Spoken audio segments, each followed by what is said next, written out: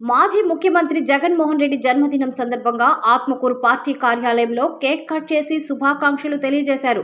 తదనంతరం ఆత్మకూరు ఆసుపత్రిలో రోగులకు బ్రెడ్, ఫ్రూట్స్ అందజేశారు.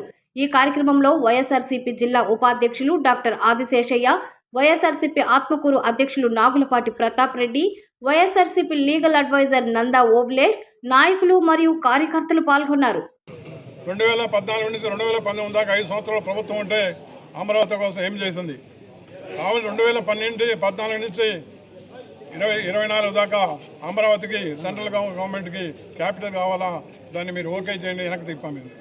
మరి ప్రజలంతా మోసం చేస్తున్నారు. అమరావతి మన క్యాపిటల్, అమరావతి మన క్యాపిటల్. ఇప్పుడు దానికి గవర్నమెంట్ అసలు ఆ జీవోనే నోటిఫై చేయాలి గవర్నమెంట్ క్యాపిటల్గా. అమరావతి కోసం 2014 నుంచి 19 దాకా భూములన్నీ తీసుకొని రైతులంతా ఇబ్బంది పెట్టారు.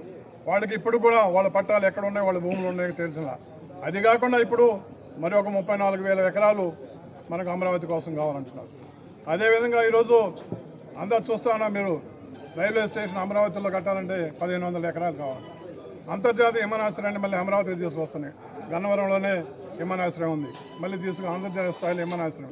ఇవన్నీ కూడా కేవలం రియల్ ఎస్టేట్ డెవలప్ చేయడానికి వాళ్ళ యొక్క పార్టీ యొక్క నాయకులకి వాళ్ళకి లబ్ధి పొందేది తప్పితే అమరావతి ఇంకేం లేదు.